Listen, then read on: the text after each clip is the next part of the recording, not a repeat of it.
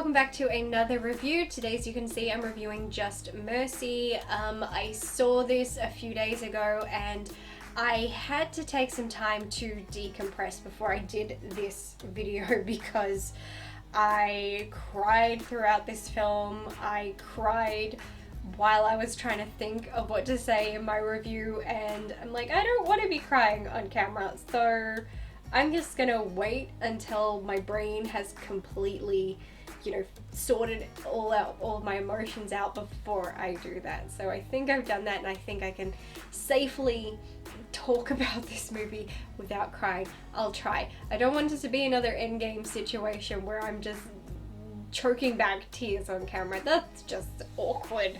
Just Mercy is a 2019 American legal drama film directed by Destin Daniel Cretton with a screenplay by Cretton and Andrew Lanham based on the memoir Just Mercy, a story of justice and redemption by Bryan Stevenson. It tells the story of attorney Bryan Stevenson, who takes the case of Walter McMillian, an African-American man wrongfully imprisoned for the 1986 murder of a white woman in Alabama and sentenced to death. Before you head off to see this film, pack a packet of tissues or something with you, because if you're anything like me, you'll be needing them. I wish I'd taken some. There was hardly a moment of this film that didn't have me in tears. This is not just a story about racism or the justice system failing those who need it the most. This film is an immersive experience, very different from other films of its nature. Usually I leave reviewing camera work till later in the review, but I want to talk about it first because how this film was shot captured my attention immediately and had me at a loss for words. But here goes. In most films, I dislike when the camera spends too much time framed around a character's face for no real reason. Hobbs and Shaw did this, for example, and it got annoying. This film made me have a different reaction. Majority of this film shoots its scenes by framing an individual's face and staying on it for a prolonged amount of time. It may bounce from character to character, but you're going to be zoomed in on their face, and it was perfect, and here's why. This film wants you to see and feel what these characters see and feel. It wants you to look at them and truly see them, see their pain.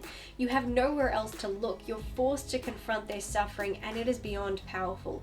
It's able to be so effective thanks to the incredible performances in this film from Michael B. Jordan, Jamie Foxx, Brie Larson, and Rafe Spall. Without these exceptional performances that show each of these actors are masters of their craft, it would just be another film framing a character's face for no reason. But this film has a reason. The story is already gut-wrenching, but the fact our director pulls you in, makes you look these people in the eye and not be allowed to ignore what they're going through, is not just an incredible use of the camera and a way to emphasize the story, but is the perfect way to make sure people pay attention and take the message of this film to heart.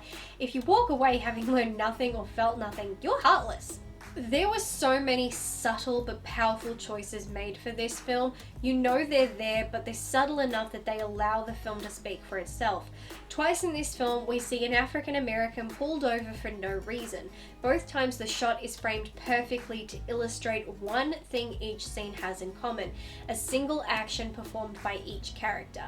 The quick, instinctual act of placing their hands up and visible above the steering wheel. This small gesture didn't just speak, it screamed. We hear too often how people of color from a young age are conditioned and trained to learn that this is what you do when you are pulled over, because being pulled over when you're black means you are in danger. There is so much to this simple action, and the way it was shot made my heart and stomach drop. White people don't experience this. We don't live in fear that we'll be pulled over for driving while white. We don't have to teach our children how to look non-threatening if we get pulled over for no reason, and we don't have to teach our children how to make people feel comfortable with our skin color. There was so much anxiety and tension in this film. Oftentimes you go into a film of this nature and you know it'll have a happy ending, so you just have to ride it out. With this, we were made to feel the anxiety of our characters, made to feel their uncertainty that at any moment that bad ending will come, and I was convinced it was coming. I was as convinced as our characters that justice had failed and there would be no mercy. Not everyone in this film gets a happy ending. That's not even put there for dramatic storytelling. That's real life, which makes it that much worse. When we see Johnny D in the courtroom for the first time, waiting for the judge's ruling, you're watching with bated breath, and then you hear the ruling and you're left in shock. you feel like you've been sucker punched in the gut and all the air has left your body. My mother and I watched this and simultaneously had flat jaws at this moment, just like these characters, trying to understand how such a ruling could happen. There were moments at the start of this film where I was reminded of A Time to Kill and thinking of how many films I've seen with a story like this, and realizing these stories are not taking inspiration from each other. They're not repeated stories. They're a scary, sad fact of life in America for Black people. One too many being wrongfully convicted for crimes they didn't commit because they were unfortunate enough to live in a town where being Black was a crime. That has been the story for so many people, and we've seen so many of their stories be told, and what's scary is we don't seem to be running out of those stories to tell. But as I've emphasized, what separates this film from the others is how immersive it is. Cretton wants you to understand and wants you to feel everything, and while I can't speak for others who watch this, I can say it certainly worked on me, and I'm pretty sure it worked on my mother too.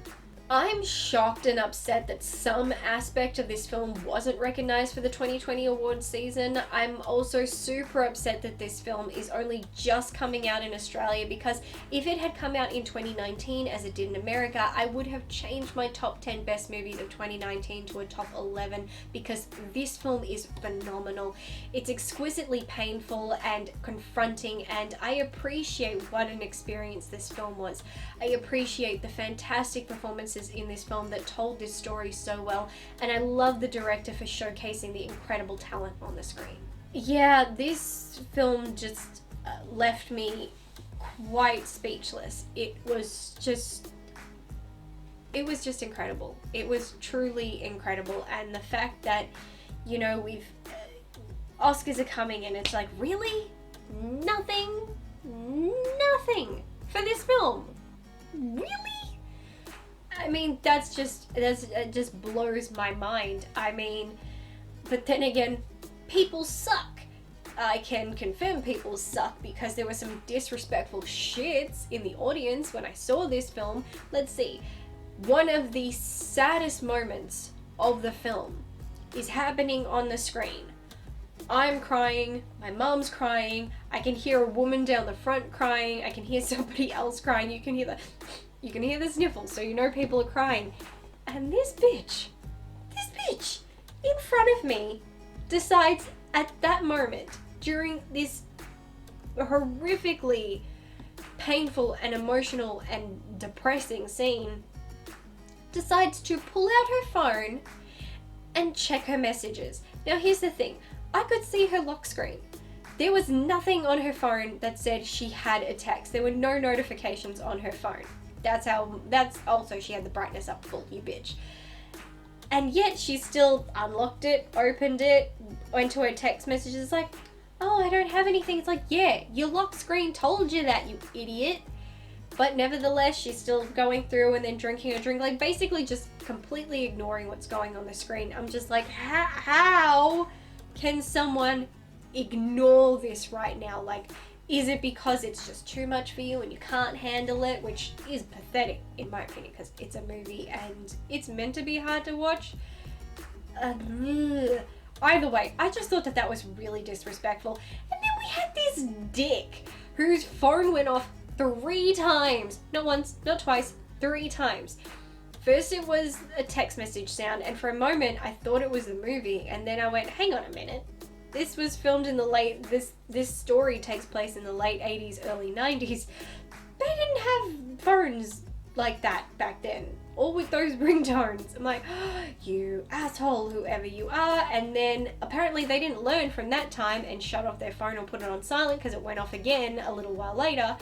And then it went off a 3rd time. This time it was a phone call, and he decided to answer it and take it while in the fucking movie. And he gets up, and instead of doing what most people do, which is like answering, you might go, hang on, and quickly dash out the door. He gets on and he's like, yeah, I'm in the movie. Yeah, just hang on. I'm just gonna go outside. So just 1 second. So he just keeps talking to them, and as he's walking out the door, it's like, we can all hear you. I haven't had a bad movie experience in a while, but that pissed me off. And it pissed me off, A, because I think people using their phones at the movies is disrespectful, but 2, because given the subject matter of the film on the screen, to be doing that during such a film was just like, are you kidding me? Are you kidding me? It was also kind of weird that we're watching a film about the plight of African American people and like everybody was white. I noticed this and I'm like, that's kind of awkward. I mean, okay. Anyway, that, I don't know why I said that, but it's true. It's true. It just made me go, that's weird. But anyway, I freaking love this film, and if you haven't seen it yet, please go and see it. Please, please, please go and see it. I know that Americans have seen it for a little while now, but yeah, it's fairly recently out in... Is it out yet? Yes. No? I don't remember. I went to an advanced screening for it here in Australia, so I don't actually know the Australian release date, but if it's out or it's coming out, whichever, go see it. Go see it. It's good. But anyway, that is enough from me today. Comment down below, tell me what your thoughts are on Just Mercy if you have seen it, or leave any other comment, entirely up to you. Thank you as always to my fantastic patrons and your never-ending support. And thank you for being involved in the content that I am providing this year. So that's it from me, and I'll catch you in the next one. Bye!